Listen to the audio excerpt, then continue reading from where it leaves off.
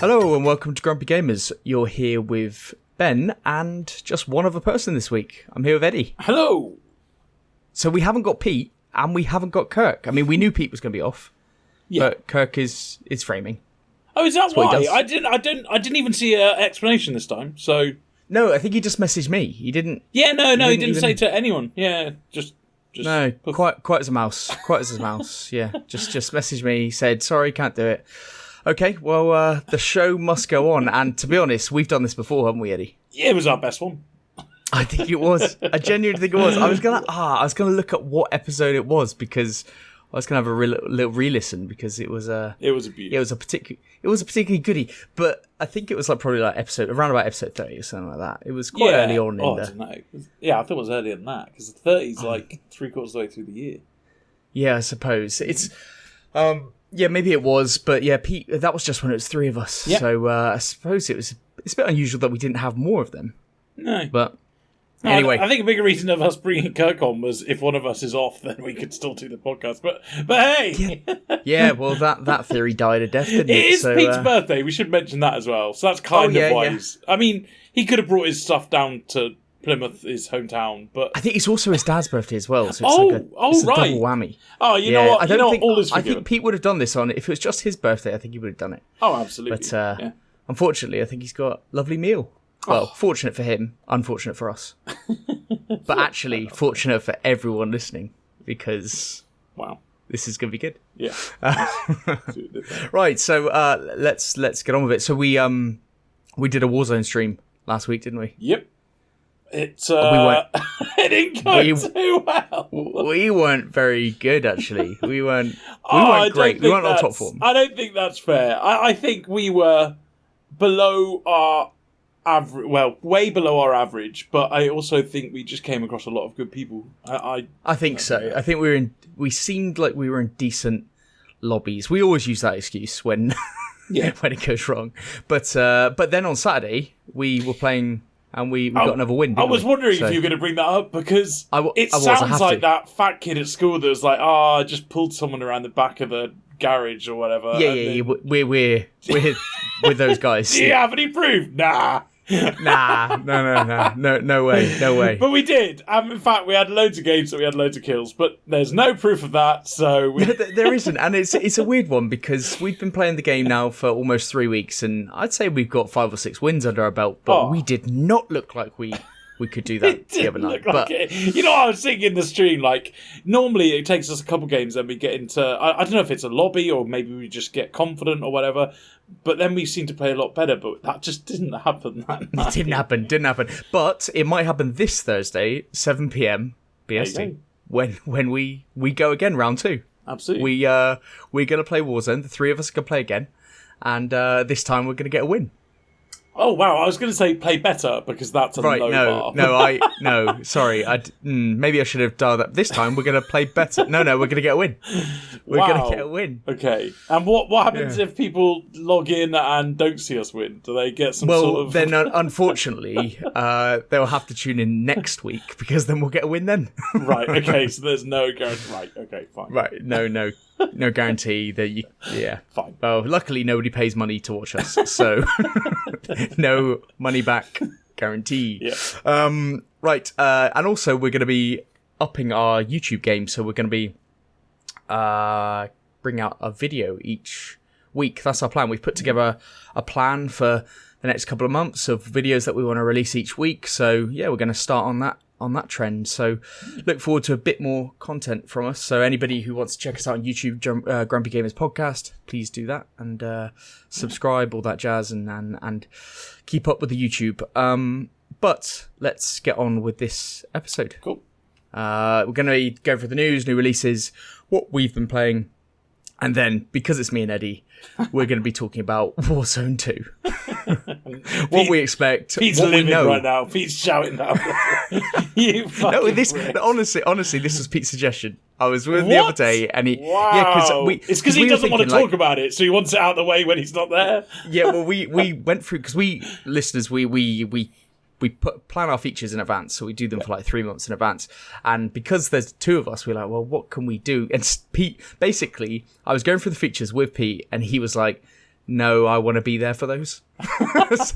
so he then came up with another one. Why don't you guys talk about Warzone 2? Nice. Okay, Nice. let's do it. And to be fair, perfect, because Kirk, I assume, can't talk about it because he's boycotting. Oh, obviously, Kirk's boycotting, so he wouldn't be. He would just stay silent through that feature. So this is our one and only opportunity to actually talk about it. So we'll talk about what is actually known and expected, and what we hope for when that eventually comes out. Yeah. Because Modern Warfare is coming out in a few months. So, let's move on to that. But first, we're going to do the quick news, as always. First up, Bayonetta 3 finally got a release date of the 28th of October. So, big Nintendo franchise made by Platinum. A lot of people looking forward to this. And the trailer looked decent. So, cool. Yeah, well, that's coming out. That's great. To be honest, for the longest time, people were like, "Is this ever coming out?" Yeah. So it finally got released date. Yeah. So it's there now. And the next one, kind of an interesting one. The Warframe developer has announced another free-to-play fantasy action MMO RPG called Soulframe. Don't know when that's coming out. It did get a trailer that's 5 minutes long. Yeah. And because it was 5 minutes long, I watched 30 seconds and went, "Oh, this is 5 minutes long. I'm not going to watch anymore." So I didn't really get a full. It's exactly like that. Like, I got about 2.5 minutes in, and there was a bit like of a man laying down, and I skipped forward 40 seconds, and he was still laying down. So I was like, right. I'm not dealing with this. This is too long. Yeah. Have you played Warframe? No, never played it. When I originally got it came to Switch, I put in about 20 hours, which I know is nothing in the world of Warframe. Yeah. But I really liked it. So they know how to make a good live service game. So that could definitely be one to check out if you've ever been into Warframe when that eventually does come out. The next quick news story. Bungie have now officially been made part of PlayStation. That follows on from the Haven Studios acquisition last week. So that's 2 in 2 weeks. PlayStation's acquisition team have been working overtime to get those two done. So, that's good stuff. Next one, Sea of Thieves Captaincy update. So that's I think it's like a free DLC or something. It's been delayed till August. So if you're a Sea of Thieves fan and waiting for that one, that's been delayed slightly, not too long. And lastly, the quick news. A single-player action horror aliens game has been announced, and it's coming to VR, consoles, and PC, made by the developer Survios. Yeah, well, that's very cool. I like that one. There we go. Love aliens, and I generally always try out the aliens games, even you do. Even the bad ones. Yeah, even that. Even that multiplayer one that recently came out. Yes. Yeah. I gave that one a bash with a mate on PlayStation. Yeah, I quite like that one. But so another Aliens game, along with that other one that we saw, which was like that turn-based combat one. Yeah, the one that the trailer didn't look like it was turn-based, and then all of a sudden we got what? All of a sudden it was. All of a sudden we 1 second of gameplay. You're like, okay. Right. So let's move on to the big news. Do you wanna kick us off? All right, cool. I'm going to start with. I've got 3, and I think you've got 3, haven't you, Ben? I've just seen. I do, yeah. I did notice you said bring 2 to the table because I did, but then you put 3. Then I put 3. Yeah. So it's fine. I've got 3. 1 very serious one, and then I've got 2 like kind of fun ones. So let's get the serious one out of the way. The UK government demands changes to better protect young people from loot boxes. Which is pretty cool.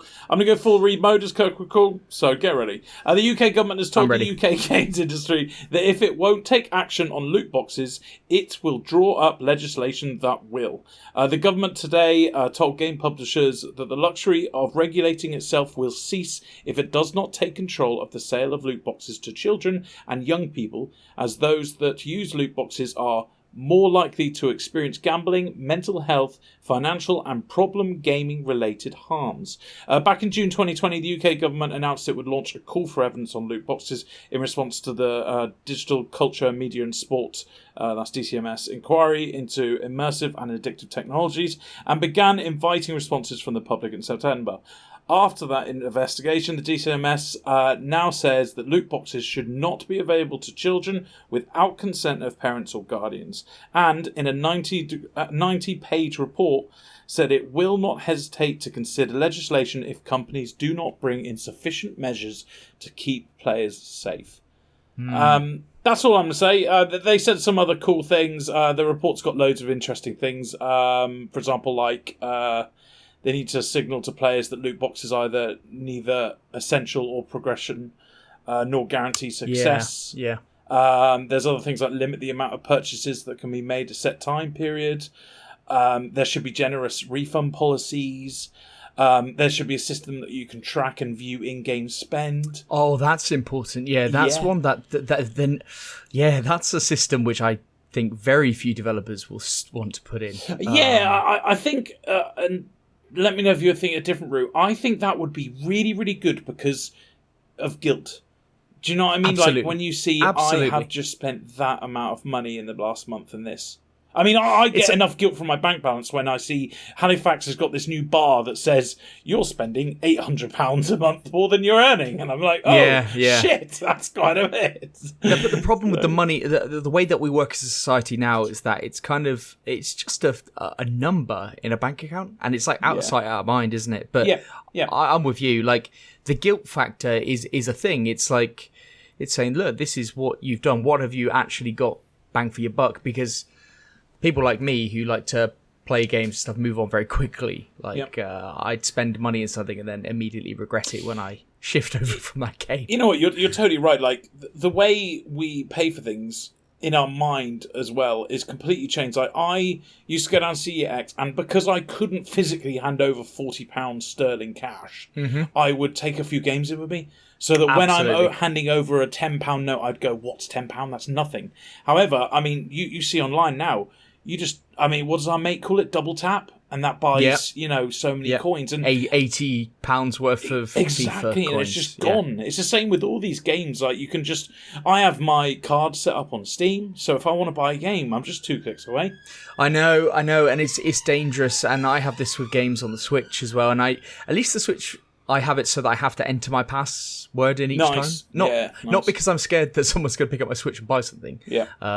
I'd actually be like, "Ooh, new game." It took me a very long time on Steam to put my details in. I think I reckon I purchased probably 30 games.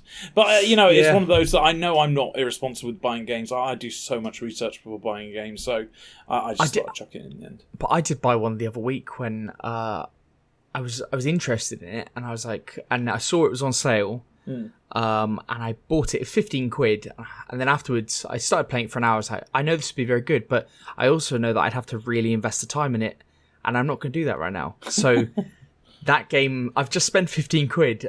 But going back to loot boxes, I mean, we've been playing Warzone lately. Yeah. It's not a loot box because you actually know what you're going to get, but microtransactions in general, at least I know what I'm going to get when I buy the thing in Warzone. But I did actually spend some money. I got the battle pass, and I actually bought a little pack because I want a particular blueprint for a gun. Blah blah blah. Yeah.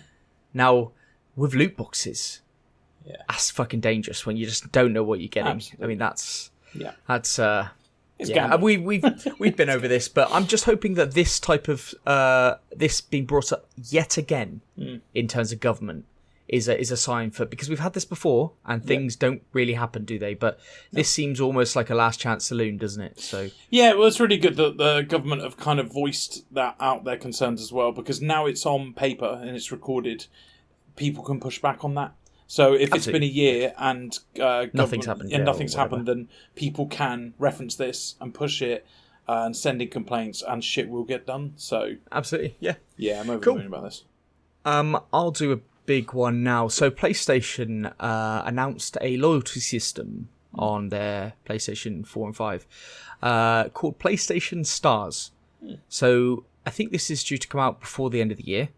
It's supposedly a lot like the Microsoft reward scheme, where you earn points and then can trade those in for like Microsoft points, which you can use to buy like your subscription to Game Pass or games or controllers or something like that. I know Kirk did that recently with a controller. Yeah, with was it his Halo controller? Is that right? Yeah, something. Was it the Forza? It's one of them. Oh, Yeah, he got and their controllers are expensive, so he's obviously done enough to earn quite a bit through that.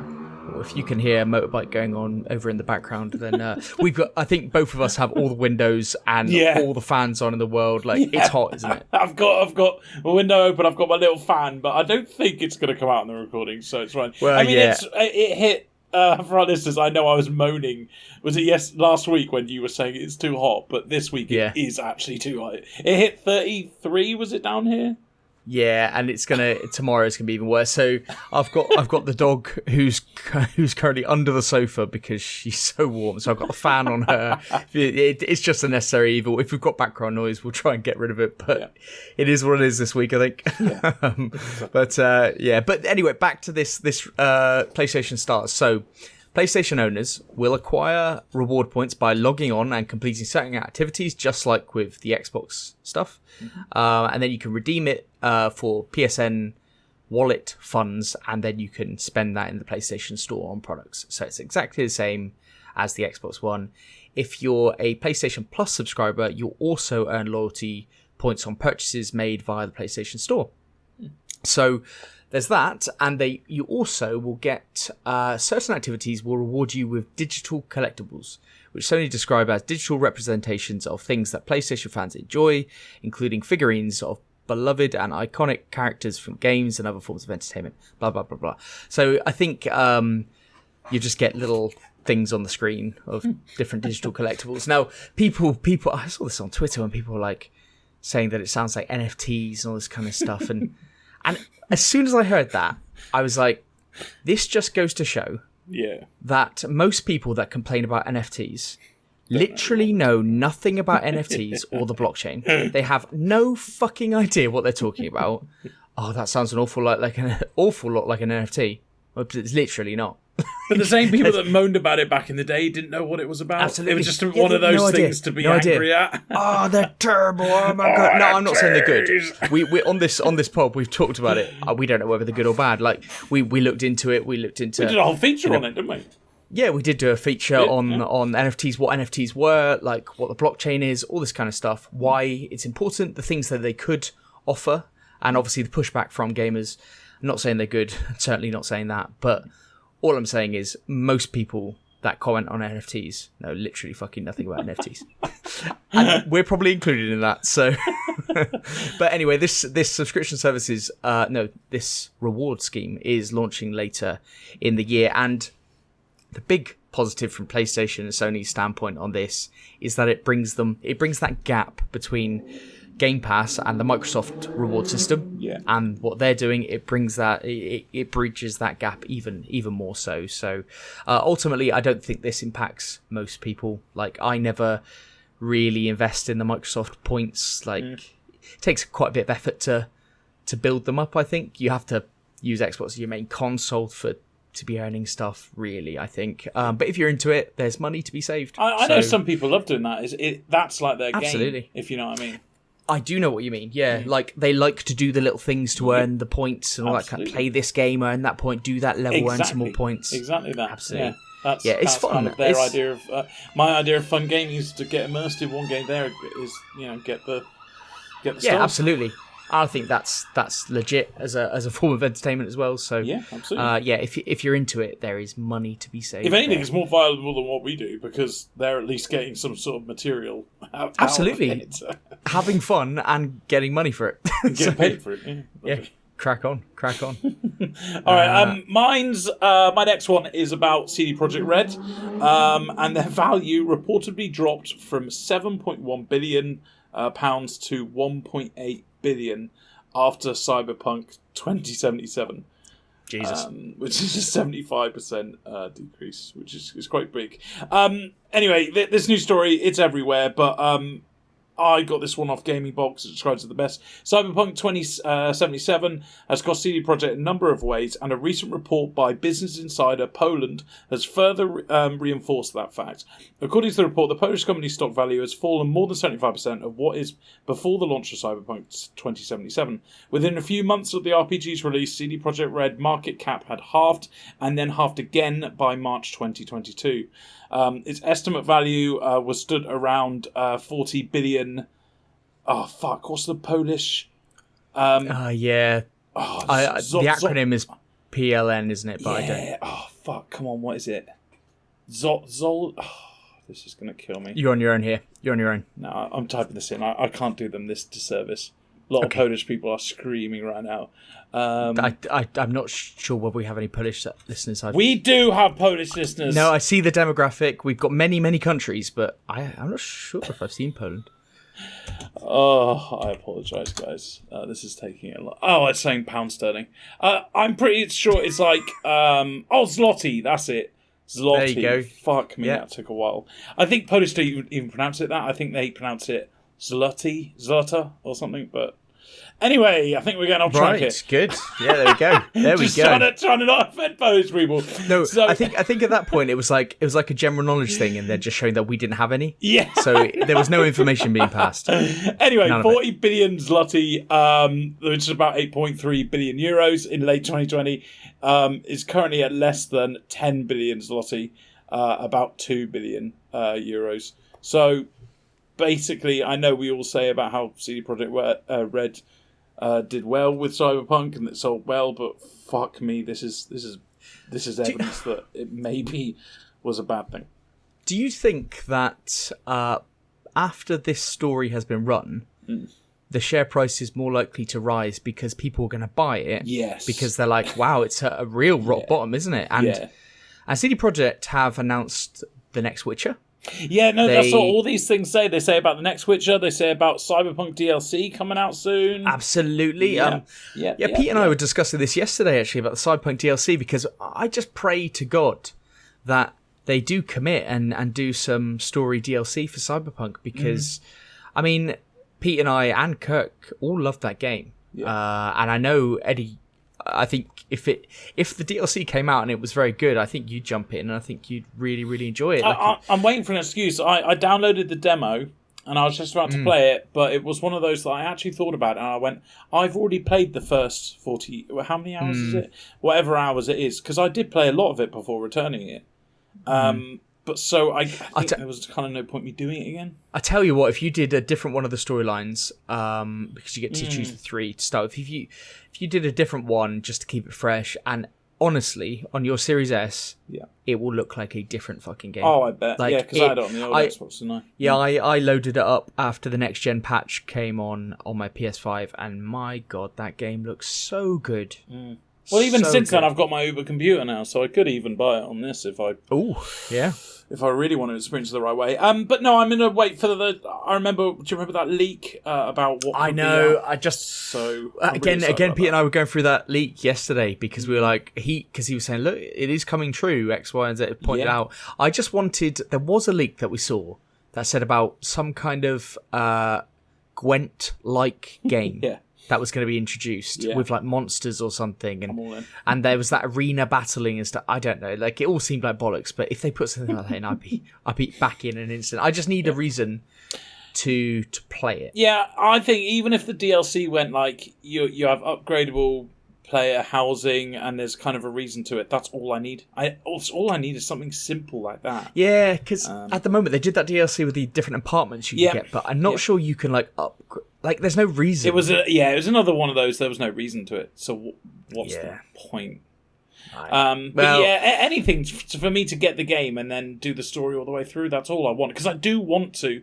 Because this game, even though obviously it wasn't talked about the way it was hyped up, but it's still a huge game in gaming history. We will talk about this game for the next 100 years. Well, 100 strong, but I hope I hope that it does get continued support and is and then is eventually recognised as a good game, because I genuinely think it is. But moving on to another good game, which I think it's bound to be good. God of War. So the special editions. There are 2 special editions. There's a collector's edition and the Jotnar edition. They were both. They went on sale and immediately sold out. Surprise, surprise. I think it took 5 minutes to sell out. So there are 2 different versions in the UK of these collector's ones. I think one is £180 and one is £230. However, you now can only buy them on eBay for, I think it's between 400 and 550 quid. The scalpers got them good. Yeah, so I think that's happened. Now, scalping is an issue, obviously, but I think part of the issue has to be with Sony and not producing many of these. Like that, what we can tell is that if the scalping price is up at that level, I realise that they want to make them scarce, and in doing so, they make it cool and they make it more valuable and they make it worthy of the price, because that's the whole kind of point of it. And scarcity can often control value to a certain degree. But if they're being scalped and then sold for 500 quid, this is simple supply and demand, and that would teach you that you could produce a few more without devaluing the product that you have, without devaluing the product below what you are charging. So it seems like Sony in themselves have caused this a little bit. If you sell out within 5 minutes everywhere, I think that's just a bit much. But regardless of that, the actual collector's edition does look pretty cool. I mean, for that kind of money, I'd be expecting the Earth, so I'd never pay it. But forget about the price for the moment. It looks pretty cool. Got a lot of good stuff in there. It's got Thor, a replica Thor's hammer and stuff like that.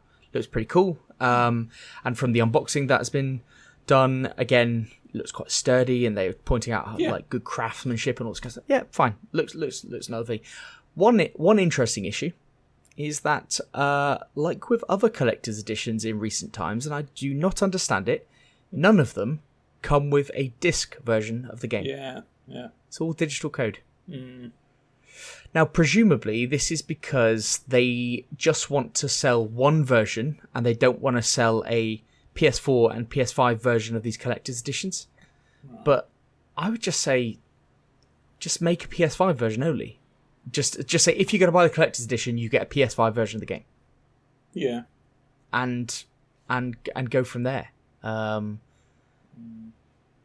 Or even a disc that could be a dual disc. I don't know how it works. Like, I don't want to put myself down, but I'm not a game dev. But I don't know whether you could put both on the same disc or what have you. It just seems weird and really annoying that if you spend 230 quid, you've got to spend another 70 quid on the game, so it's going to cost you 300 quid to get a physical version of the game and all this cool stuff. Yeah, I don't think anyone has the same issues with you with discs, but I do see your point. I like the whole thing together. I really do. Yeah, well, if I want physical, I'm buying a collector's edition for physical stuff. I'd want a physical game. Yeah, but I don't think that's not fair. Plus, what would Kirk do? How can he frame a game if it hasn't got a disc? Absolutely. You know, what's Kirk going to do when... I mean, he's just going to be doing retro for the rest of his life, isn't he? Yeah. What's he going to do into the next gen? Who bloody knows? Anyway, what's your final story, Eddie? I'm scrolling down. The last one is another negative one, of course. Unity engine boss insults mobile game devs who don't focus on microtransactions. He has now apologised, but we'll get to that. This story is from Eurogamer. Unity boss John, I'm definitely going to pronounce this wrong. Richitello? I reckon that's right, actually. Yeah, go with that. Yeah. It's lovely 2 C's, but I think that's a Richitello. We haven't got a Pete here to correct you, so...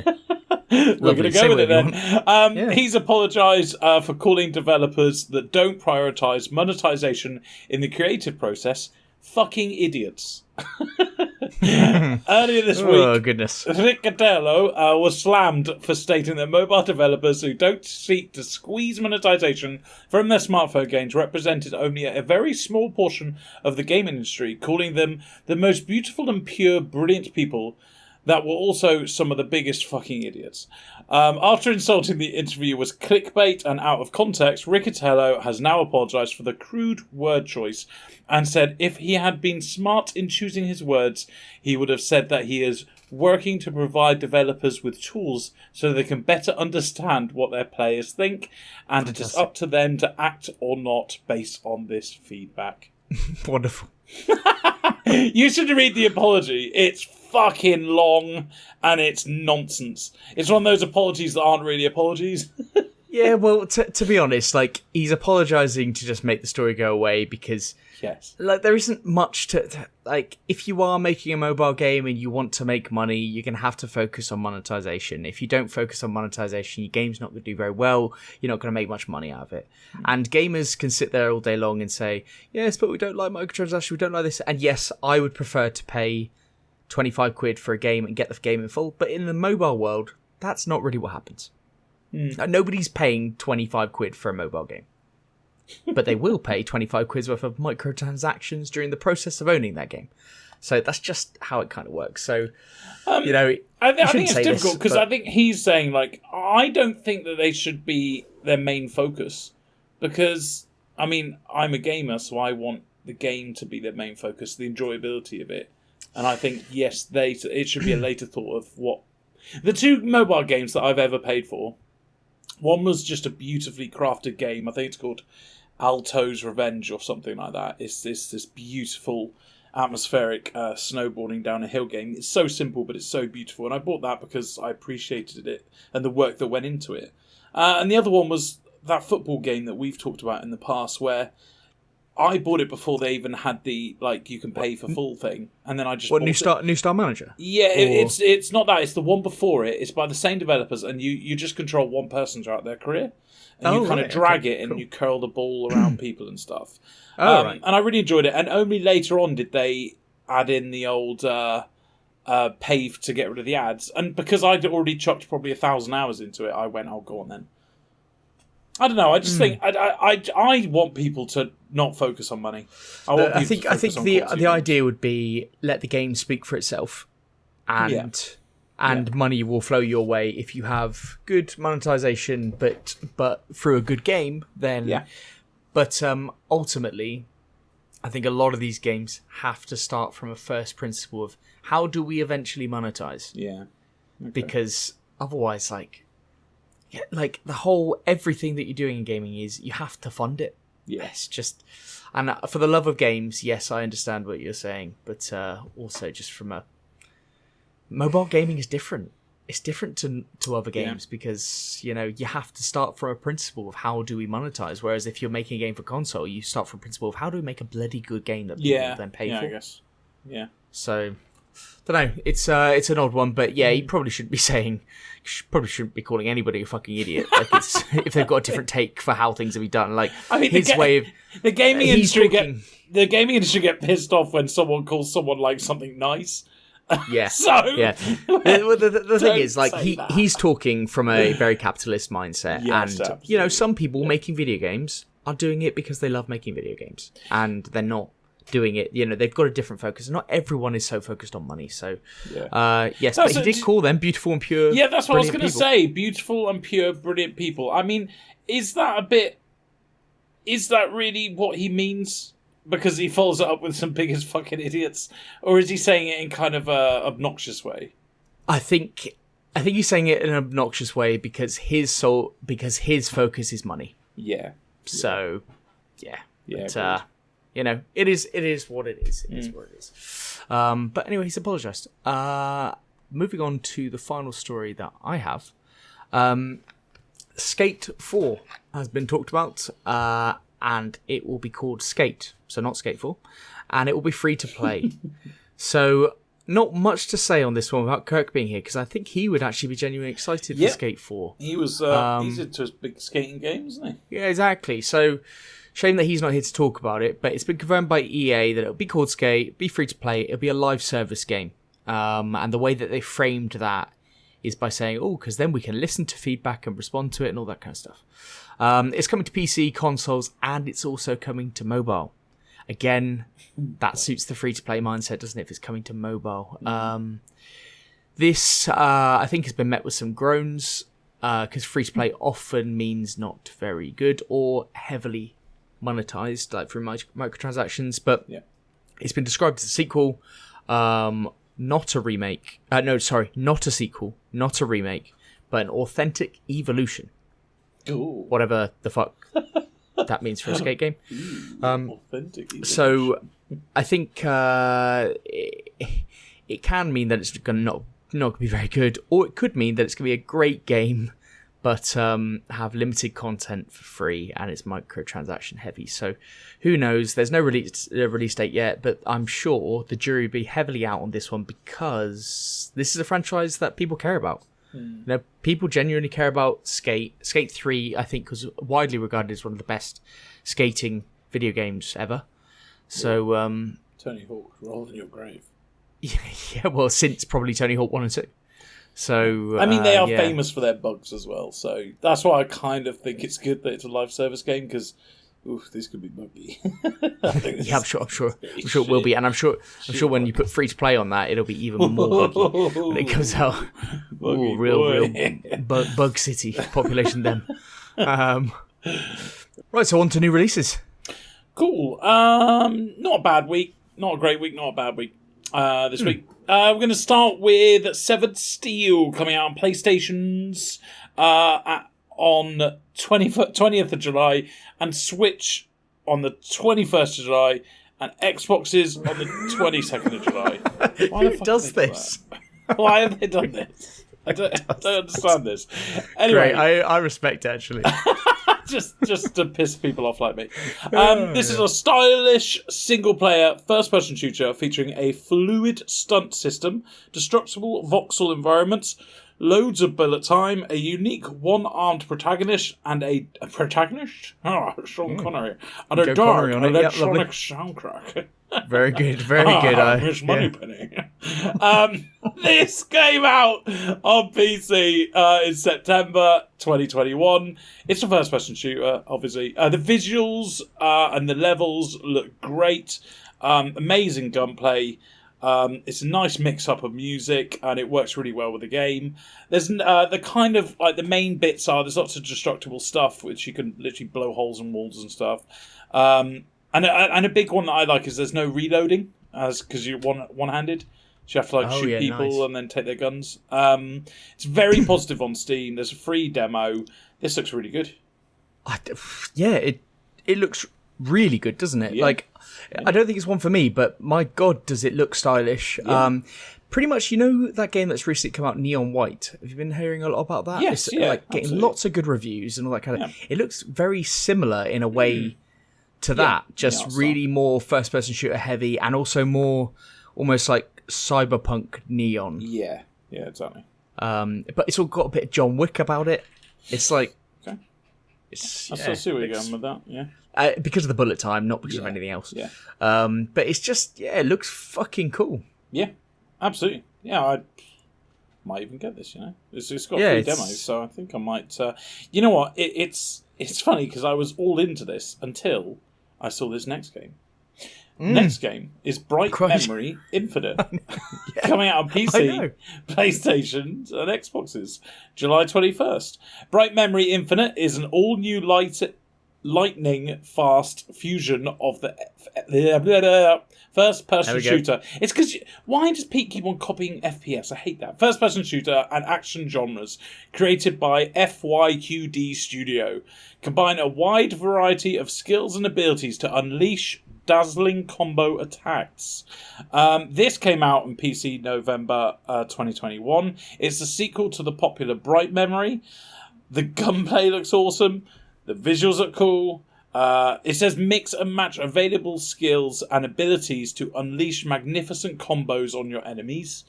You can customize your guns, and your sword animation shit looks really cool. I honestly, I've seen lots of videos of this, and it looks great. It's very positive on Steam. This looks like... to say to our viewers, like the first game looks like it's very much a level-based game. You're in like finite areas, and it's all blocky. It's kind of cyberpunk feel. This Bright Memory Infinite is set in like the world in the future where apocalypse has happened. It's really rainy. It's dark, and there are some like big monster things that they do explain it apparently in the game of what's happened, but it just looks dark, and it looks like a dark and gritty game. It looks fucking brilliant as well. But it's got that like Japanese art style to it, but not overdone. Yeah. Like when I was watching the trailer, so I was watching the trailer for this game, and I was like, okay, I'd never heard of this game. Bright Memory Infinite. Never heard of the original Bright Memory either. No. But then I saw reviews were like incredible. Yeah. And the trailer was ticking along. I was like, okay, well, this looks like quite a few other kind of Eastern kind of like first-person shooter RPG type games, and then suddenly it changed to that gunplay. And I was like, holy shit. And the music was fucking perfect for it. And I was like, whoa. Yeah. And it looked like every gunshot was like proper impactful.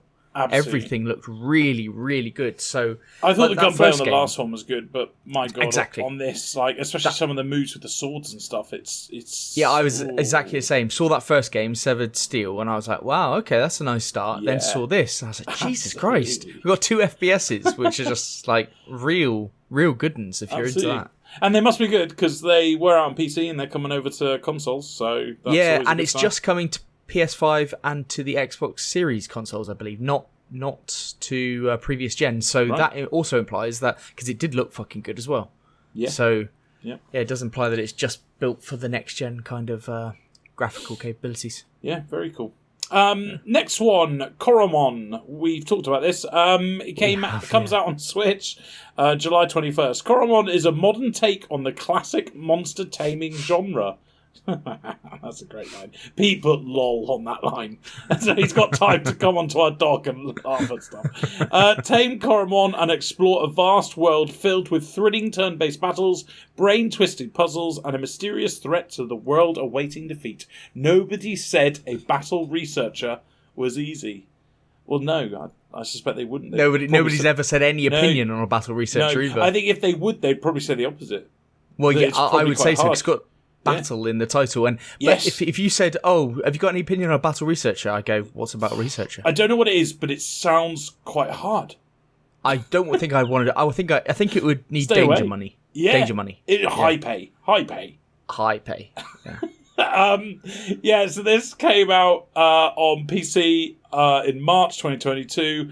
We ripped it back then for being a complete rip-off of Pokemon, because the only way to describe it to our listeners is it is Pokemon. Yeah, it's red and blue Pokemon. it's but Pokemon. In colour. It's Pokemon. No, but it's like you're walking through tall glass. It's Pokemon. Everything about it is there must be some bits that Pokemon are gonna go like, come on. How are you allowed to do it? Yeah, like how is that? How is that a thing? Like it's Pokemon. Now, this is no comment on the game because it's got 9 out of 10 on everywhere. Very positive in Steam. Yep, absolutely. Like Coromon. It walks the tried and tested path of the Pokemon formula, and it even shows in the trailer like the 3 evolution stages of each monster and stuff. Yep. Like, brilliant. I don't. Anyway, if you like Pokemon, you want another game on Pokemon on the Switch, and you like Red and Blue, and maybe you're not into the later ones, fill your boots. Oh, absolutely. I mean, it is, some might say, a modern take on the classic monster taming genre. Some might say it. Some might say it. It's wide. That's a widely popular view on this game. Some might say. Brilliant. And it's coming to Switch, so Switch should be a good home for that. I tell you what, Switch is a very good home for that, because this to me screams Game Boy Color. So absolutely, Switch. Absolutely. That's the vibes they're going for. Absolutely. Lovely. Yeah, Switch is great for it. All right, next one. Hell Pie. Great name. Coming out on PC, PlayStations, Xboxes, and Switch. July 21st. It's the whole board. Hell Pie is an obscene 3D platformer that takes bad taste to the next level. Hell Pie sees you grab the horns of Nate, the demon of bad taste. He is given the honourable task of gathering the disgusting ingredients for Satan's infamous birthday pie. Infamous? I've never heard of it. Yeah. It's a 3D platformer. It just doesn't look very special. It looks like it's for kids, kind of the art style, but it does contain some really graphic stuff, so I assume it's not. I think the kind of what they're going for in this game, and also the attention that they've put in the trailer, which they try to make quite funny and is actually quite good, it's well beyond what this game actually seems to be. This game doesn't seem to be anything really special at all. No offense to it. Well, actually, offensive. Well, but, you know what? It's like good trailer though. It doesn't. It's bragging about like certain mechanics, but I don't want to compare it to it because I don't like it being in the spotlight. But It Takes Two has so many different. If you compared this to It Takes Two, you'd say It Takes Two has 12 different types of mechanics compared to this little. Well, I'd also say that this looks like an indie game, and It Takes Two is a big game, and it got Game of the Year. But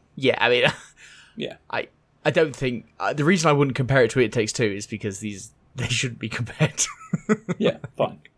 I see puzzle platformer shitty game like this, and I put them in the same league together. Like that was probably like the biggest of its type around. And I still didn't like it. So and but that and that's fine. That's fine. Like I didn't really like it that much either. But my mum did. Yeah, I wouldn't. She fucking loved that shit. Yeah, it's weird. I didn't really like it either. She got upset when I came up the other week and I didn't have it on my Xbox. But I was like, well, I'm not going to keep it on my Xbox. Sorry. No, I don't think it's one that you go back to. No, it's not. But anyway, Hell Pie does have a demo on Steam, so you can actually go and play it now if you really want to play this game. Wouldn't recommend it though. Maybe watch the trailer. The trailer's better than the game seems to be. Okay, watch the trailer, and that's the best you're going to get out of that game. Maybe. And it's free, so there you go. Next one, Capcom Arcade Second Stadium, coming out on PC, PlayStation 4, Xbox One, and Switch, July 22nd. Playing more of your favourite arcade hits from yesteryear. Includes Son Son for free. Fuck me. This is loads of shitty games. You can get a bundle for a lot of money. And I was really pissed off because I went through the list of 30 games to see what games I recognised. And there was like 6 Street Fighters in there. So they didn't even like group them all together. The only other one I recognised, that I gave a shit about, I should say, is... I don't know. I've even deleted it. That's how much I cared about this. Yeah. Well, this isn't for us. That's what I get. Like, I have no real opinion. There will be people that fucking loved Capcom, that loved everything they ever did, that loved all those fighting games, and this will be right up their street, and I celebrate those people. I loved those games, but there's a big difference between loved and loves. Do you know what I mean? Like... I was all into this when I was a kid, but... Yeah, because it's the only thing we had. But now, look, I mean, we're 30 years older. I mean, oh, dear. Never mind. There you go, guys. That's coming out on July 22nd, if you're into that sort of thing. Yeah, well, we started strong with this week, so pick us up again. Pick us up. We dropped off a little bit. Is it Live Alive? No, Live Alive. Live Alive. But it's separately. Yes, Live Alive.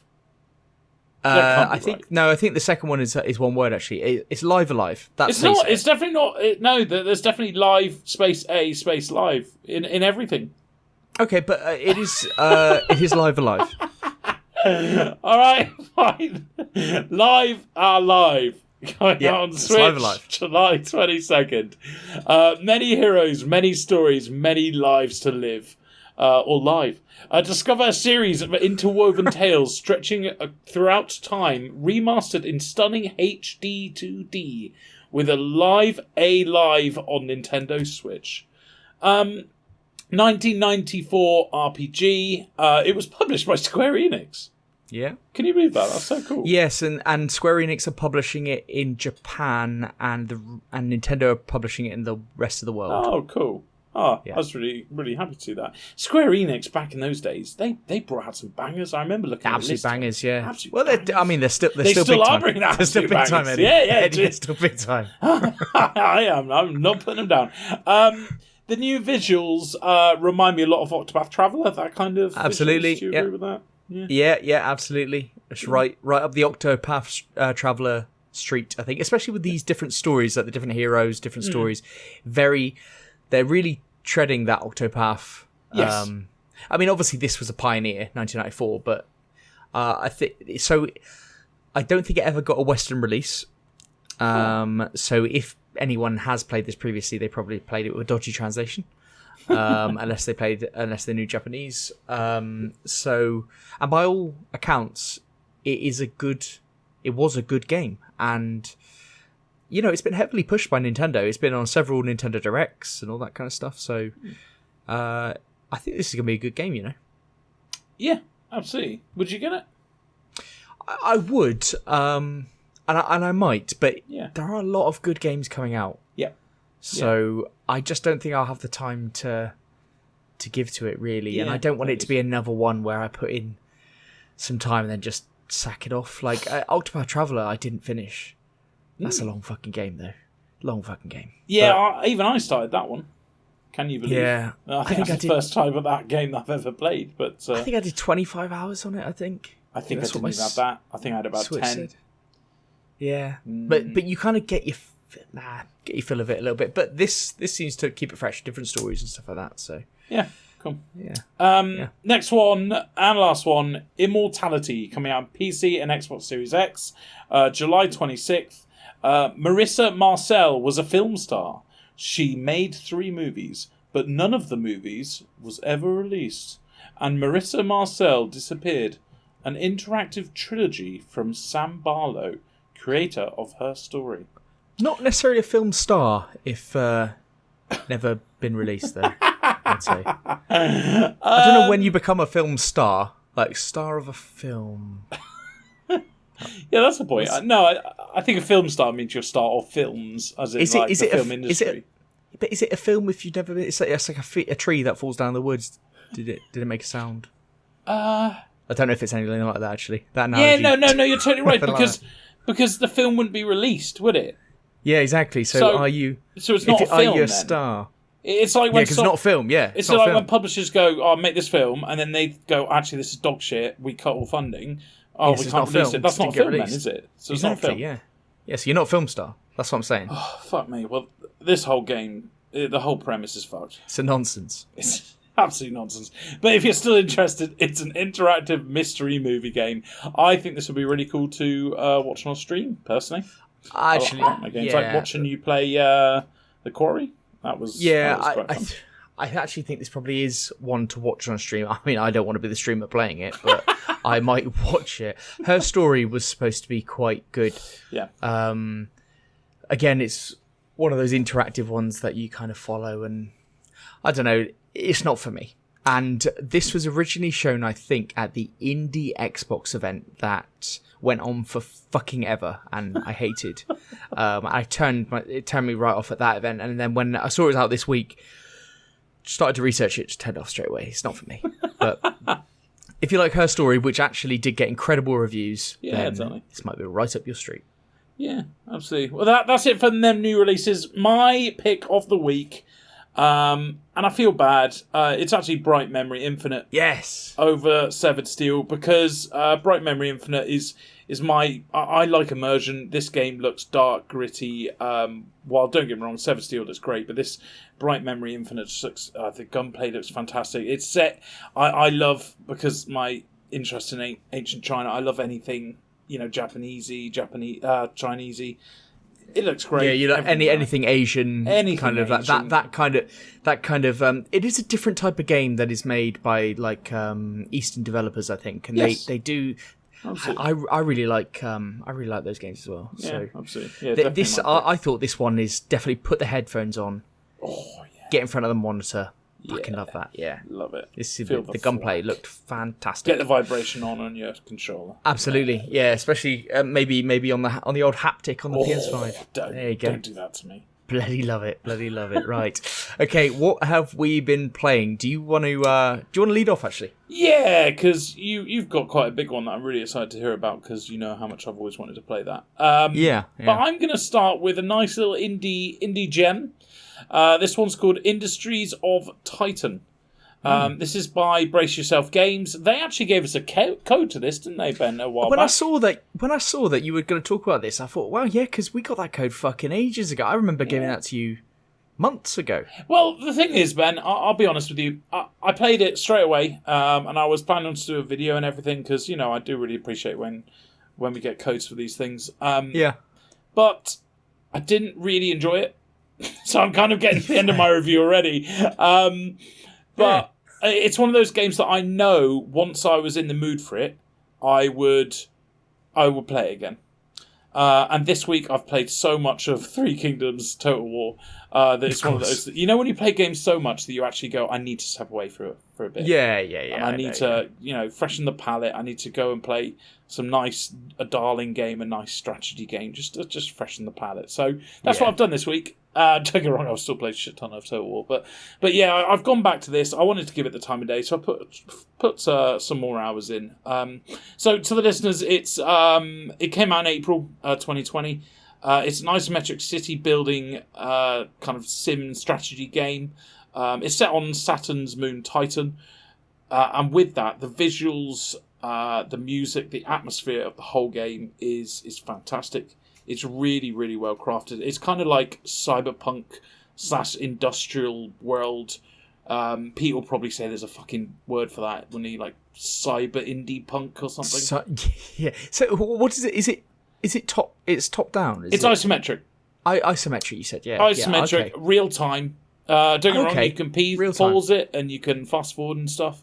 But it's quite a fun game just to put on normal speed and watch you guys go. Cool. The whole point of the game, I guess, is, and I kind of get into the bad bits already. It's just to build up your city, really, and earn more money. Okay. But I want to get to the other bits first. The best bit about the whole game is the UI. I know that sounds really bad, but the UI is the best I've ever seen in any game. Any strategy fans listening, seriously, just type in Industries of Titan, look at the screenshots, and everything. Yeah, Ripley agrees. It's fantastic. Yeah, Ripley's all in. Yeah, all into the UI. Best UI. And it goes really well. Like, it makes the visuals, the music, and the atmosphere, it makes it just all better. Like, I can literally just leave my people to go on, and it just feels like a proper world. To describe it, it's always like kind of dark or gloomy. It's always like wet. So it feels like a proper cyberpunk kind of world. Cool. Okay. Yeah, so that you've got two kind of bits to the game, which is a bit weird. You've got your outside, which you can look down on your buildings and your HQ and your spaceport or whatever. And then you kind of zoom into all buildings. Now, the point in this is you put down a building and it's all about what you put inside the building.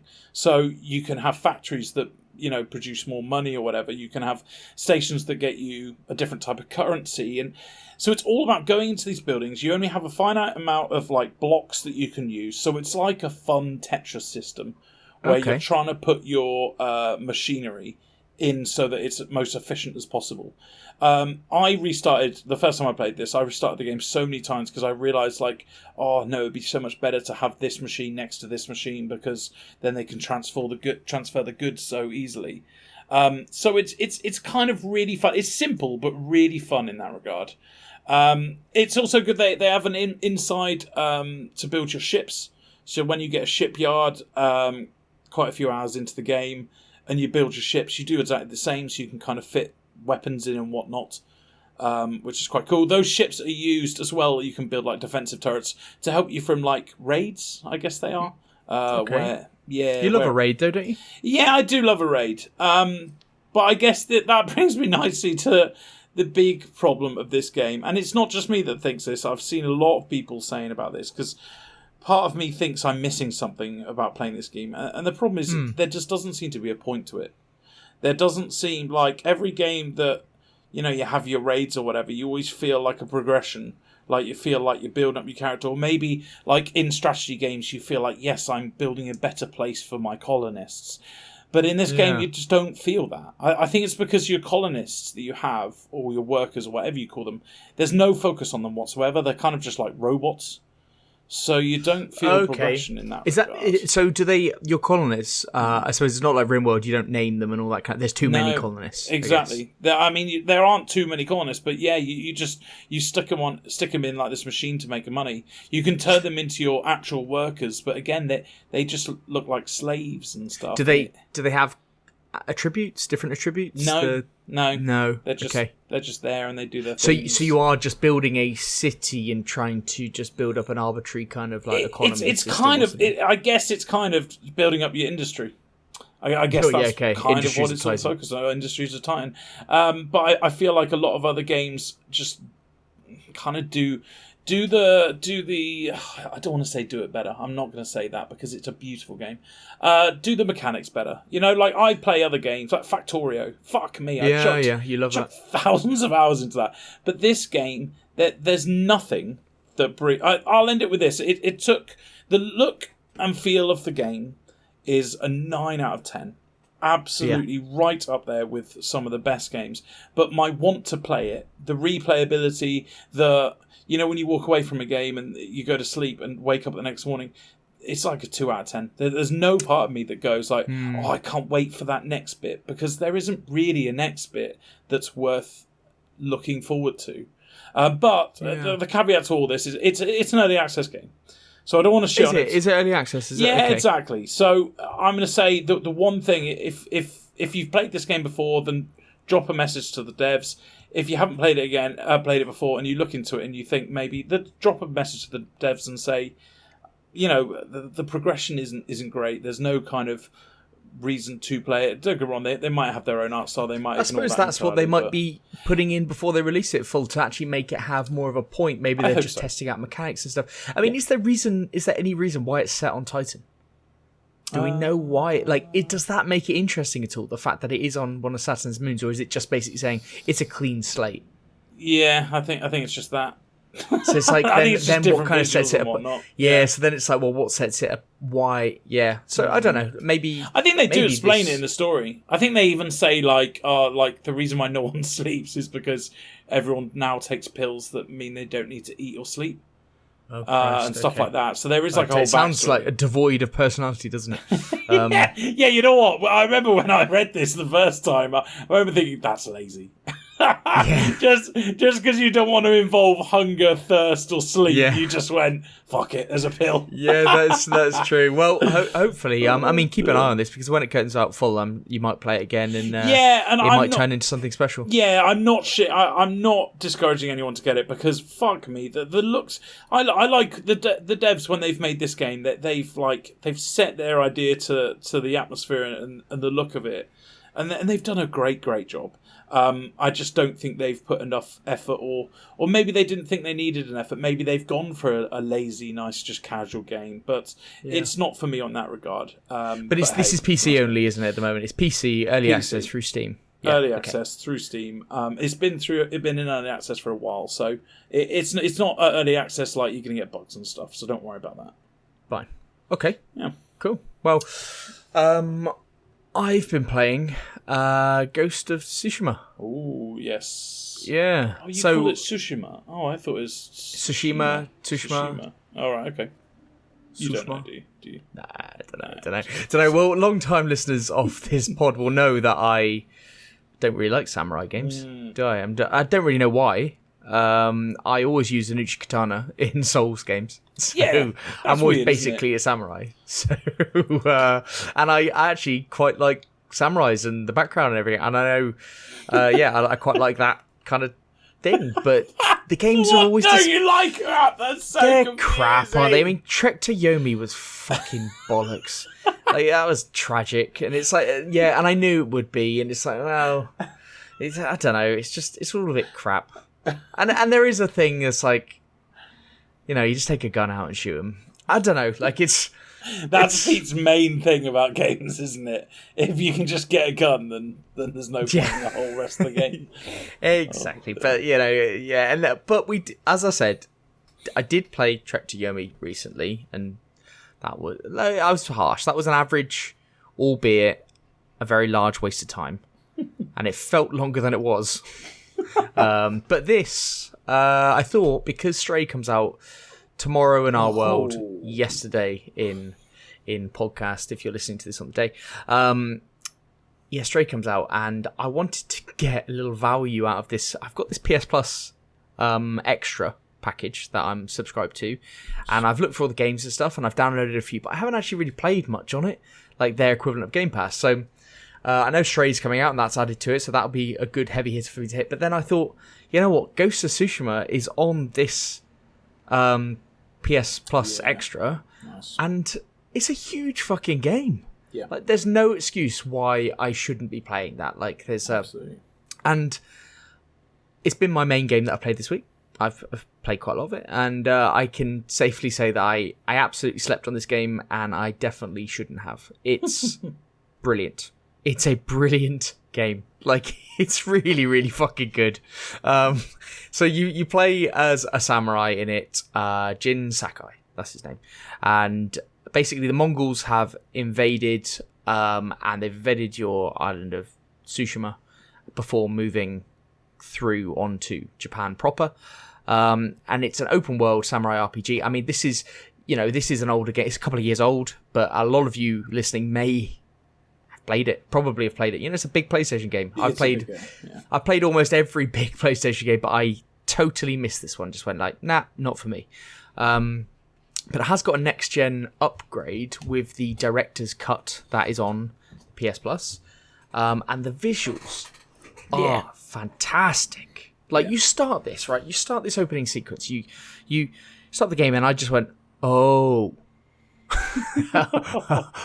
Oh, like I play this on a 4K monitor, like at my desk, and I said, Jesus, this looks really. I can't remember a game looking this nice. I know obviously there are some things, but just the general feel of it and how they move and all that kind of stuff. The opening sequence is fantastic. You're like, yeah, this. I can immediately tell that this is going to be a high quality fucking experience.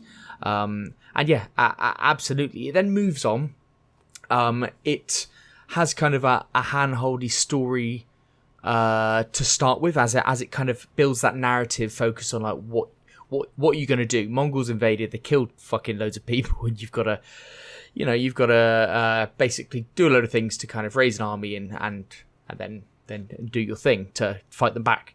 But the combat is the main thing that I want to talk about.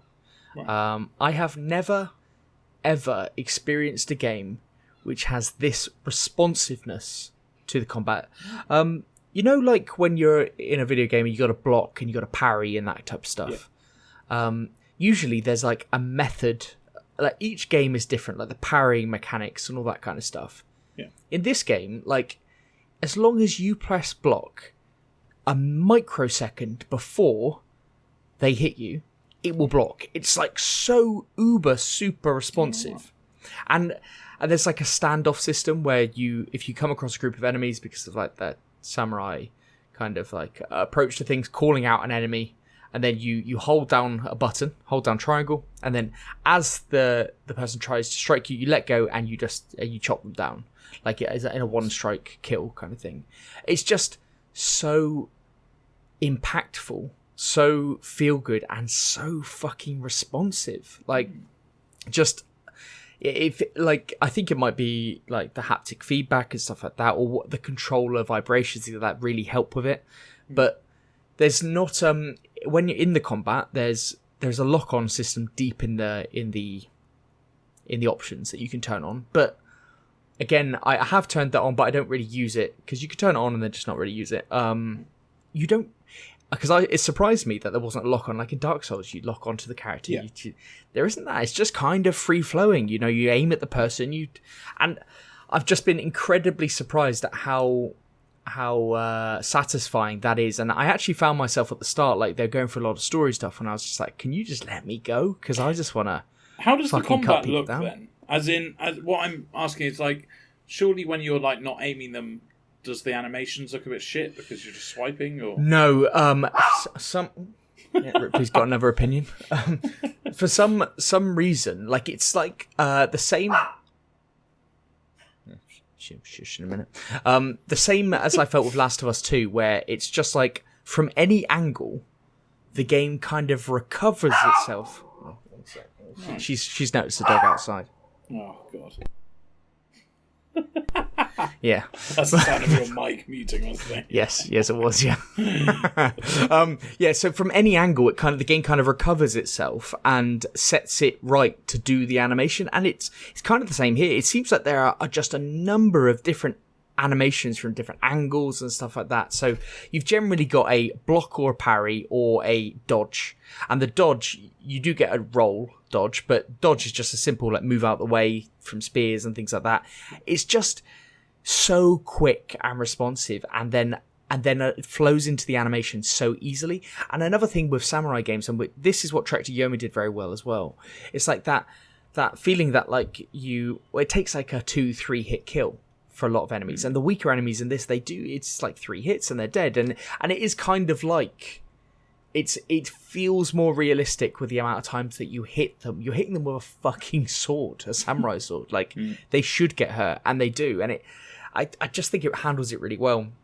And then even when you move on to, there are certain, like, mini boss battles where you do, like, particular segments, and you might have cleaned out an area, and you've got to take out the leader of that particular area, and then it goes into almost like a boss sequence where the camera's zoomed in a little bit more. You're one-on-one. They've got like a health bar and like a you could break their shield bar and that type of stuff, and it's just a bit more impactful. And, you know, some of those fights are a little bit stressful, especially at the start of the game when you're kind of learning the mechanics, and when you actually take them down, you're like, yes, that was fucking good. And there's different stances as well. Like, you have I've got 3 of the stances at the moment where you got a normal stance, you've got a stance where your sword is really high, and that's one where you can take on shielded people more easily and stagger them.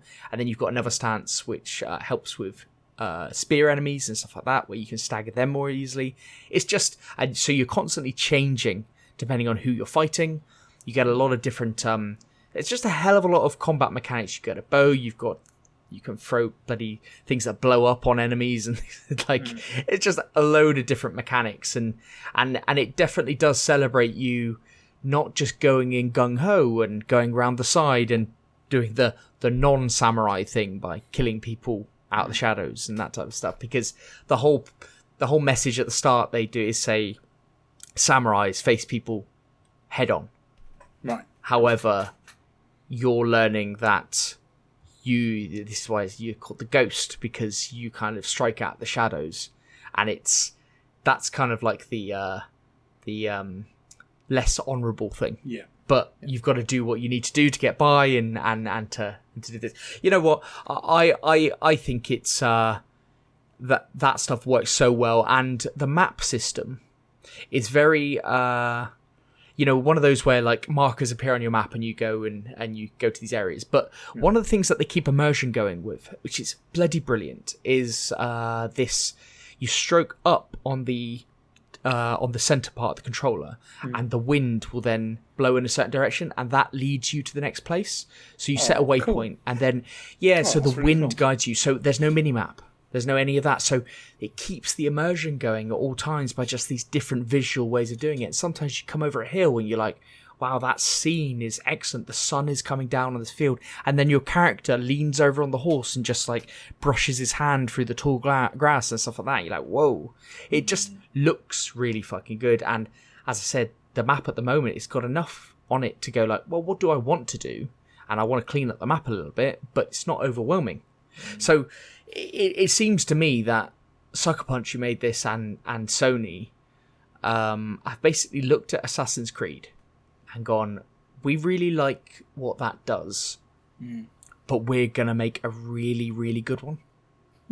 And they've taken all the good parts of Assassin's Creed You're setting a lot of people here. I like that. Yes, Assassin's Creed is a wonderful franchise, long-term franchise, and a lot of people love the newer games, and I can definitely see why. And a lot of them, I definitely had a good time with Odyssey in particular. I did a bit on Valhalla, but Odyssey and Origins I spent a lot of time with, but Odyssey the most time. And it does become a little bit mindless after time because you're just doing things on the map and things like that. And it's enjoyable, but it's a bit mindless. But this seems focused Assassin's Creed.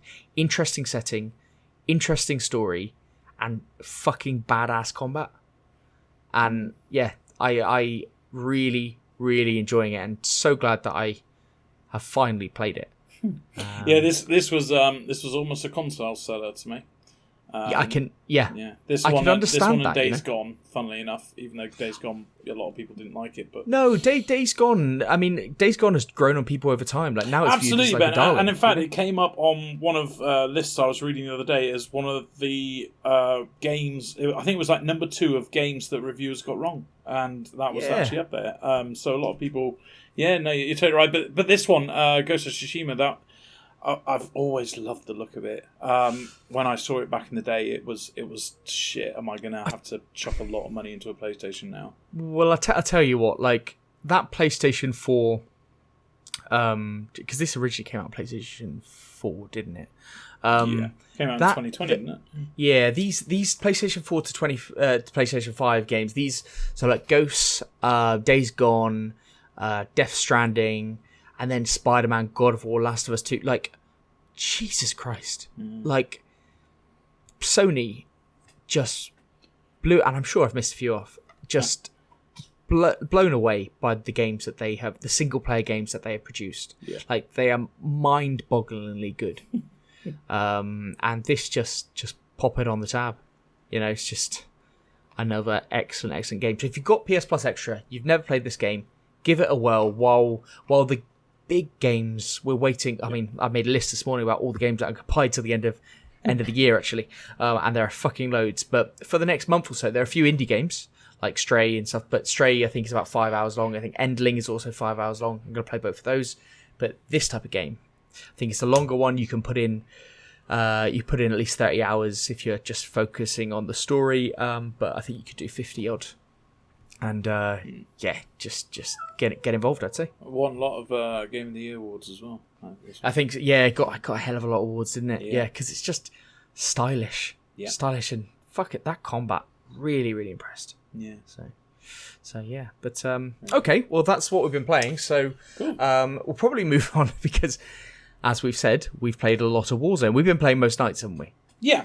Yeah, are we still on what we've been playing, or we're on the feature now? No, this is my transition to the feature. Very nice, yeah, nice. It's my transition to the feature. So we have been playing a fuck ton of Warzone over the last 3 weeks. We've got back into it. We used to play it for fucking night on night for 6-9 months. Yeah. But now we're back, and that got us talking, and then we settled with the prompt of Pete to do our feature on Warzone 2, because Warzone 2 is going to be coming out. We've got Modern Warfare 2 coming out on the 28th of October, I believe.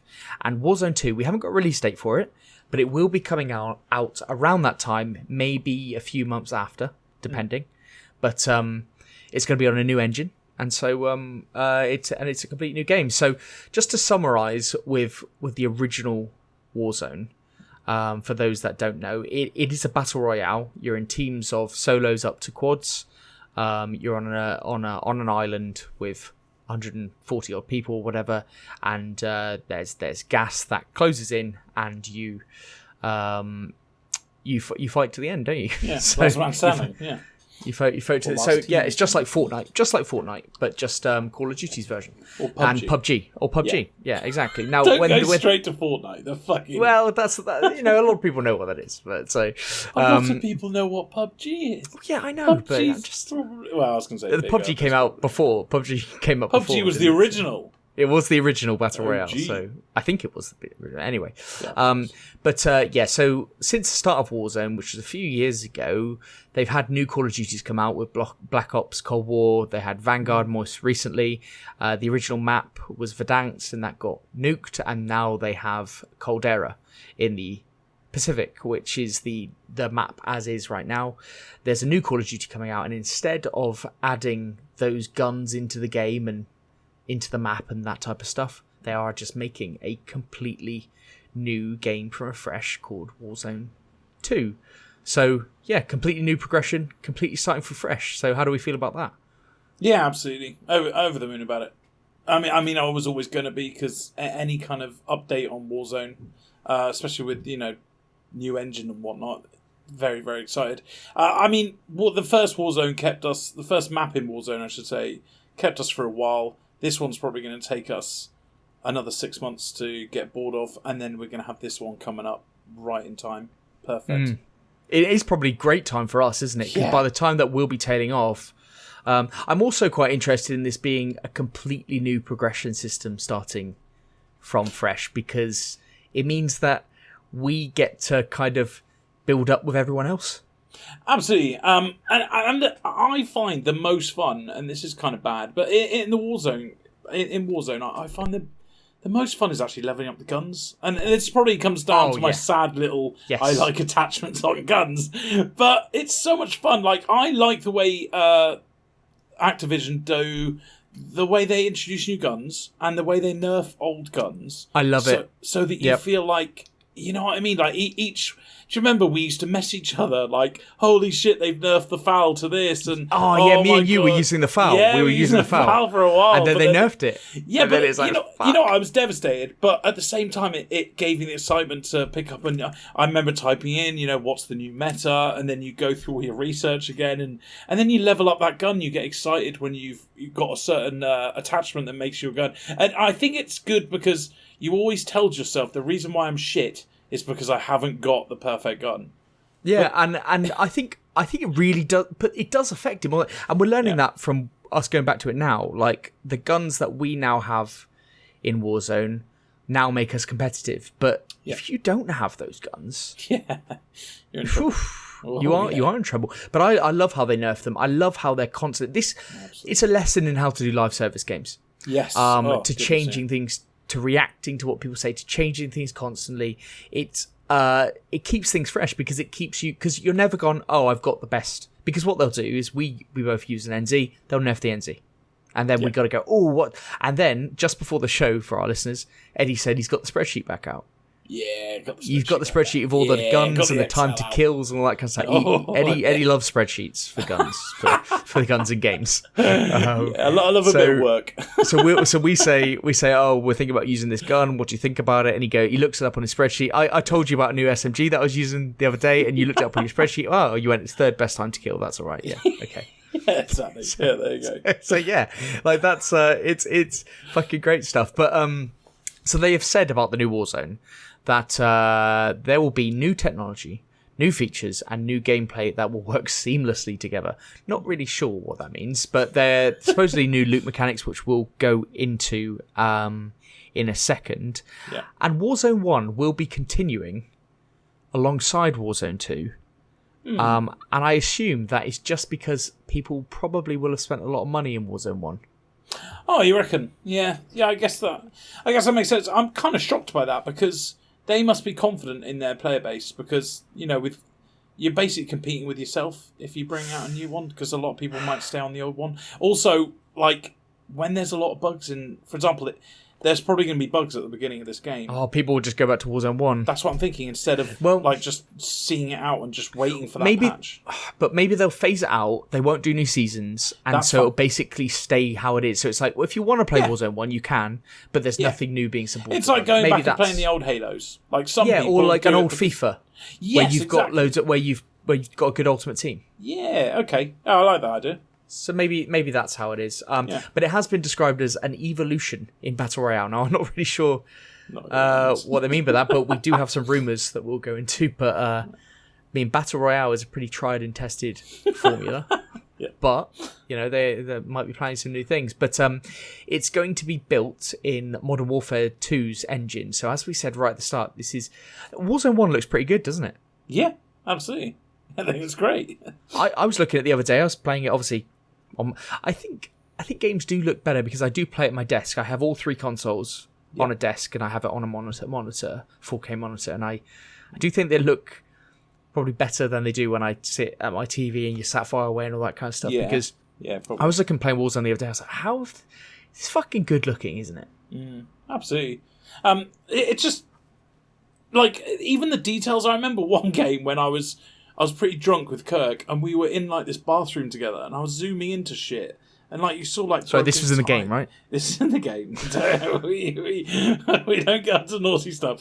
And we were just like looking at these tiny little details on your chest or on the floor, or they got little signs underneath like vases, and it's so. So you're looking at Kirk's. You're zooming into Kirk's chest in the bathroom. Oh god! Don't read it between the. Hey, I think his character was a woman. If that helps, that's an whatever you're into, Eddie. I don't care. Well, stop questioning what me and Kurt do in our private time. I've told you many times that I don't care what you're into. It's a bit weird how much you talk about it. It's just like the level of detail is incredible. I've never had it with a problem, but hey, like any kind of update, I'm not mad at. No, this has been confirmed to be on both last gen and next gen consoles. However, it's thought that there won't be cross-gen play, which is really good. So if we're playing on a next-gen console, won't have to play with prior-gen consoles. They'll play, but because there will be different versions of the game. And we saw this with Battlefield 2042, didn't we? That if you had a PS4, you couldn't play with the PS5 people. Yeah. Yeah, I mean, the loading time's so different exactly, as well, isn't it? Like, even playing Rocket League, like, me and Kirk always say, like, oh, God, old gen, because it would be like... we thought that was like Halo, didn't cars. We? Yes, Halo exactly. Infinite. Halo. You're like, oh, fucking hell, man. Yeah. How do you think... Because I have a big problem with playing with PC players. You can see a PC player from a mile away, can't you? So this is the thing. We tried to turn... because... Yep, we tried to turn it off recently, didn't we? Yep. But it wouldn't let us. It said to play Warzone, you need cross-gen enable. Yeah, it's got a fucking option in the options that says, do you want to play... So previously I used to play on PC. So you guys always had to have PC. I always thought I was the reason why we were playing with PC players. But actually we tried to turn it off because now I play on Xbox. And it goes, yeah, that's fine. Then you try and play a game and it goes, hang on a minute. You have to turn it on. What? Yeah, I know. That makes no sense, but I don't know. I think PC players I don't know if you've noticed the aim assist on controllers is very heavy. Well, yeah, I know a lot of people complain about this, but what did the developers say ages ago? I think they said they think that the aim assist equals out to the same leveling as how easy it is to use a mouse and keyboard. So I think that's true at close combat, but it's not true at far away. So what I would like to see is that you could play without PC players, because if you notice when you're in close combat, you do follow and track the person with a controller. It does naturally track, and you'll notice that in the gulag when you walk past people. Yes. But on a PC from distance, like, they can just laser you way more easily than can on a console. So I would actually like them to split out, because I do think they obviously have the player base. This is one of the few games where they could do it. Absolutely. Yeah, the amount of people that play it, I'm surprised it hasn't... I mean, they've got the option, but I'm surprised it hasn't been implemented sooner. Because there is a huge debate. If you type in just PC or console Warzone, holy shit, you will find a billion. And my God, if I researched on it, because I've got a PC that I could play Warzone on. I know, and you actually went for a period where you tried to play on PC, didn't you? A short period. I did, and I was getting a lot more kills, but I don't know if you remember, Ben, I went back because you and Ben, you're not the mobile people, and I'm the flanker. Me and Jack, we are... You like staying still and just getting downed. So, we like getting shot at and shooting. Exactly. So I'm the guy that runs around the back and kills them. I like to term myself the bullet sponge. Yes. You're the tagger. I take the heat. Eddie's here. I'm hot. I'm hot stuff. So with PC, I just found it, probably because I'm not used to it. I reckon if I kept to it, but I wasn't used to the movement. I felt the movement better on console and the shooting better on PC. So I moved back. But I just want it disabled, because no matter what side of the fence you're on, you're always going to say the opposite side. I know that all PC players moan to hell about aimbot. So I just think if they just had a system that just play with your own field, play in your own field. Yeah, I get that. And also, although you do get hackers on console, you get fewer. Oh, yeah. Way fewer. And that would be because hackers just ruin the game. So, especially with Warzone, because it's all about that half an hour. If you got a game, it's a half an hour game. It's all build up, and then they can just be over. Yeah, it's devastating. Yeah. But we do know there's going to be visual improvements, obviously, with the new engine. There's also rumours of a field of vision slider. I know that's big for PC players, isn't it? Yeah, it is, yeah. So there's also rumours of that. Warzone 2, this is a quote, Warzone 2 is basically a new COD title. Look at it as a sequel. So there we go. But we do have some rumours for mechanic changes, don't we? So at the moment, there's what you get is a loadout drop. So after a few minutes into the game, your team get your guns that you have pre-set up. So you load into the Warzone, you drop in, and you've got no guns, and you have to pick up a random gun that's on the floor. After a few minutes, you get what's called a loadout drop, which drops into the game where your team could travel to a thing and pick your desired loadout, which you've designed separately, and have your guns. Now, they're talking about there being a new approach to this, aren't they? Yeah, very excited. They're calling it strongholds. Well, this is rumour, so I don't know who's calling it. No. I like the way you're building this up. Let's just pretend it's already happened. So it's set to alter the way players receive their loadouts. According to leaks, players can approach one of 20 to 30 stronghold areas on the map and complete a set of objectives. Once these objectives are complete, they'll gain access to their loadouts. I fucking love that. Yeah. Absolutely. I think that's really cool. I would still like the option to do what you can, because you can wait for your loadout, or you can buy a loadout drop to get your stuff. It's a different mechanic, because at the moment you get a loadout that drops into like a middle of a road or something, and we have to scope it out, check there isn't another team there, that type of stuff. It's a totally different dynamic.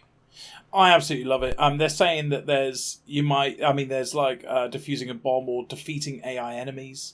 Which I think sounds awesome, because imagine like Warzone's great because you've got your teamwork and you're doing your whole thing, but sometimes it's a bit sad when you drop in, you look for loads of stuff, and then the first people you come across, they see you first and you're dead.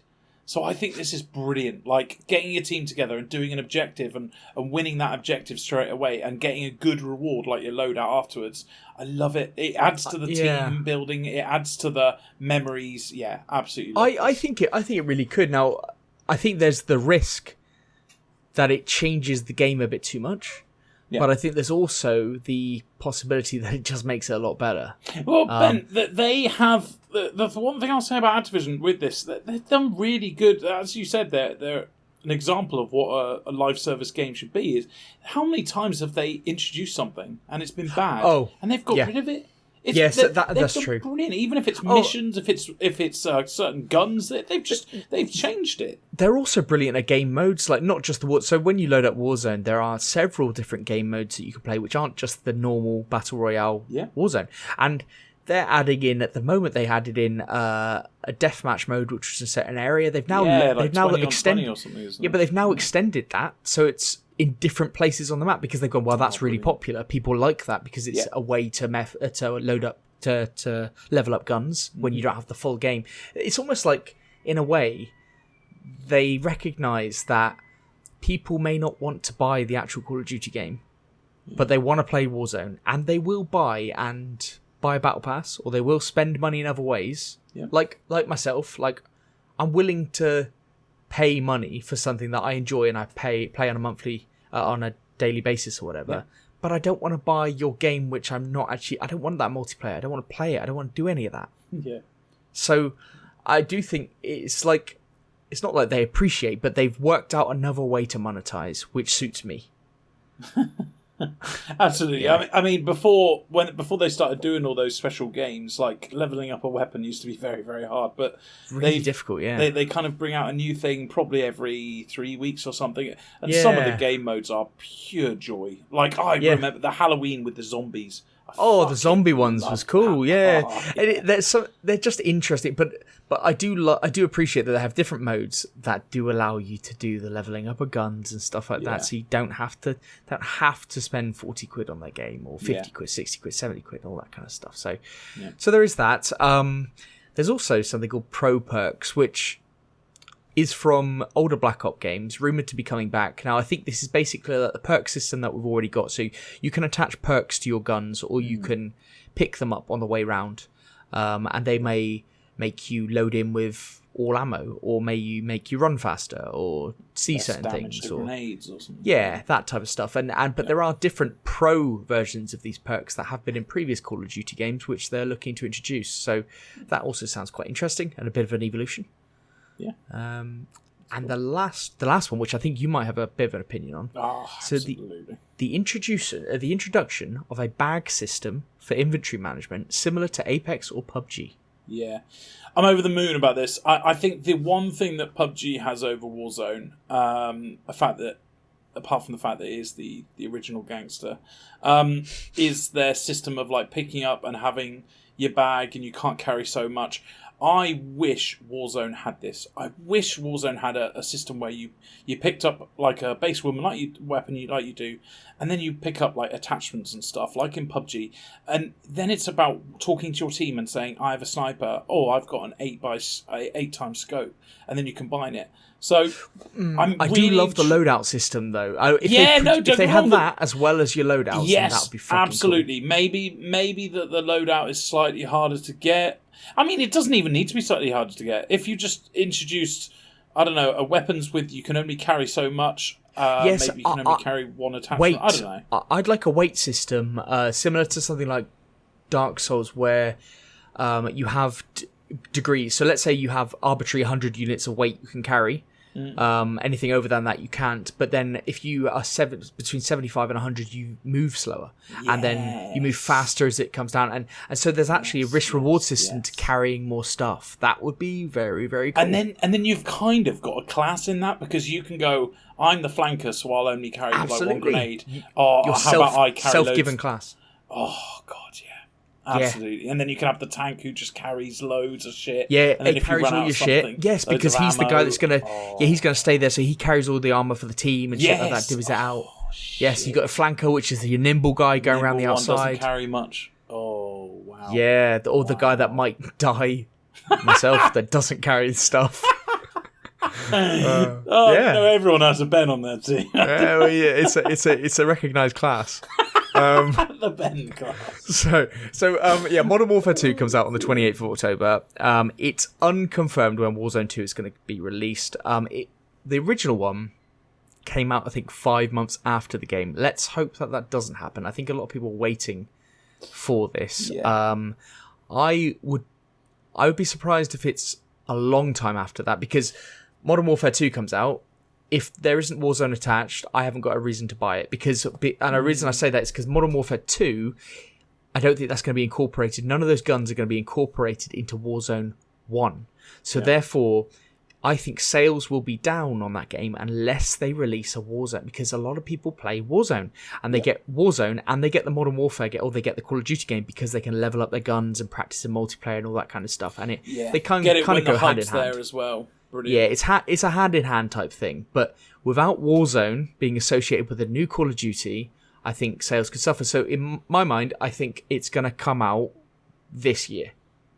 So it could come out November, December time. So really, I'm looking forward to it. But yeah, it sounds like what we've talked about are all leaks and rumors. So unless quoted, it seems fucking good, doesn't it? So I think we're really looking forward to it. But this all sets us up because we did our stream last week. We're doing our stream this Thursday. So if you are interested in Warzone after we've banged on about it, then you can watch us play on Thursday on Twitch. Grumpy Gamers Pod, all one word.